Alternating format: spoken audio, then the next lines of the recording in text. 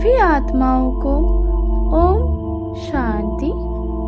तो दोस्तों, आज कोर्स का सेकंड डे है। तो आज हम जानेंगे परमपिता परमात्मा का परिचय।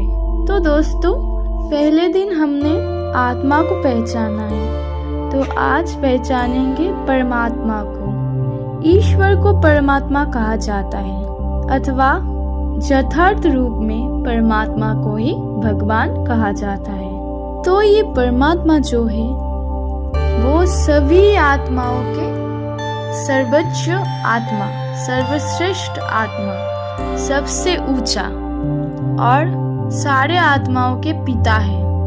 तो आत्मा को बनाने वाला ही परमात्मा है। तो हमें तो पता ही है कि आत्मा का तो कोई आकार नहीं है, आत्मा निराकार है, एक बिंदु है, एक पॉइंट। तो हमारा पिता जो है परमात्मा, परम पिता, वो भी तो एक क्या है? बिंदु। वो भी एक बिंदु है, एक पॉइंट है, जो कि जिसका कोई आकार नहीं है, निराकार है। परमात्मा वो है जो हमें सुख और शांति का अविनाशी वर्षा देते हैं। तो और एक बात सोचो, हम सभी आत्माएं तो जन्म और मृत्यु की चक्र में पड़े हैं, है ना? हमारा ड्रामा चलता है, पार्ट बजाते हैं हम, परंतु परमात्मा जो है वो इस चक्र में नहीं पड़े हैं, वो अपने परम धाम में रहते हैं। तो परमात्मा कहाँ रहता है? परमात्मा रहता है परम धाम में। वो पार्ट नहीं बजाते हैं हमारी तरह। तो परमात्मा जो है हम सभी को पढ़ाते हैं। तो हमारा परमात्मा परमपिता शिव बाबा, जिसे हम शिव कहते हैं, शिव बाबा हमें पढ़ाने आते हैं, है ना? राजयोग सिखा रहे हैं, ज्ञान दे रहा है। परमात्मा परमपिता ज्ञान का सागर है, सुख का सागर है, शांति का सागर है, प्रेम का सागर है। वो दुख हरता भी है और सुख करता भी है।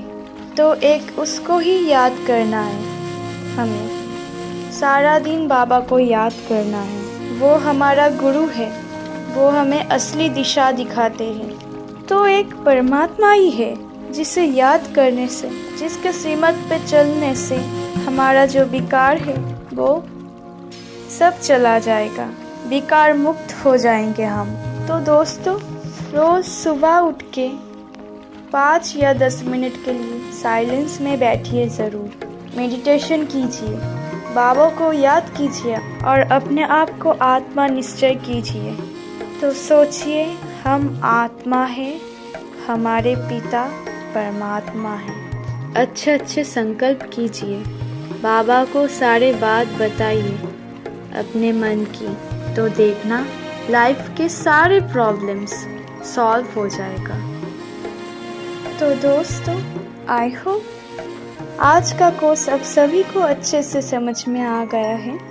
तो शुरू से एंड तक जुड़े रहने के लिए आप सभी को बहुत बहुत धन्यवाद, शुभकामनाएं और ढेर सारी दुआएं परमात्मा परमपिता की। ओम शांति।